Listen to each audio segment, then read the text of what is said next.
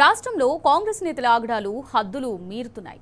మహబూబ్ నగర్ జిల్లా పాలకొండ శివారు 273 survey number వెంచర్లో కాంగ్రెస్ నాయకులు జులుం ప్రదర్శించారు.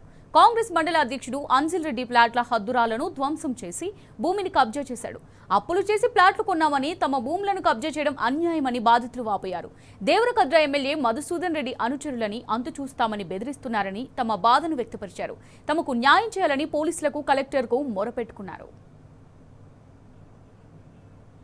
మధ్యతరగతి బీద కుటుంబస్తులే చాలా ఎక్కువ ఉన్నారు. వాళ్ళ కాయకష్టం చేసి ఇటువంటి కొన్నటువంటి ప్లాట్లను ఈ అక్రమంగా వచ్చి చొరబడి ఈ విధంగా ధ్వంసం చేయడం భావ్యం కాదు. ఇవి ఈ పేద కుటుంబాల యొక్క ఉసురు వాళ్ళకు తగులుతుంది. కాబట్టి మా యొక్క ఆవేదనను గుర్తించి రాజకీయ నాయకులు గాని అధికారులు గాని మీడియా మిత్రులు అందరూ మాకు సరి అయినటువంటి న్యాయం చేయాలని చెప్పేసి బాధితుల తరఫున కోరుతున్నాం. మేము అందరం ఈ దాదాపు వారం రోజుల నుంచి ఇక్కడనే ఉన్నాము. ఆదివారం రోజు ఇక్కడికి కొంతమంది వచ్చారు. వాళ్ళు దేవరకద్ర అంజల్ రెడ్డి మరియు కౌకుంట్ల కిషన్ రావు, తర్వాత సంగినోనిపల్లి నారాయణ రెడ్డి, తర్వాత కృష్ణారెడ్డి అనేటువంటి వ్యక్తులు ఇక్కడ రావడం జరిగింది. వాళ్ళు ఇక్కడనే వచ్చేసి మీ ప్లాట్ మేము ఇక్కడ మీకు ఎవరైతే కొన్నారో వాళ్ళ దగ్గర ఉండి అని చెప్పేసి మమ్మల్ని అందరూ భయపెట్టించడం జరిగింది.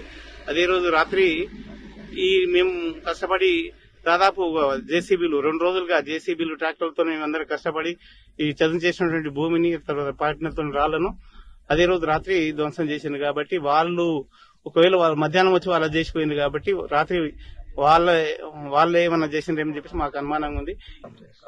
కబ్జా చేయడానికి గోనెల నరసింహులు ఏం చేశాడంటే వేరే వాళ్ళకి అమ్మాడు, జగన్మోహన్ రెడ్డి అనే వ్యక్తికి అమ్మాడు. తర్వాత ఇప్పుడు ఈ నాయకులు, ఇప్పుడున్న ఈ ప్రభుత్వ నాయకులు కూడా మమ్మల్ని బెదిరించడానికి ప్రయత్నం చేస్తున్నారు.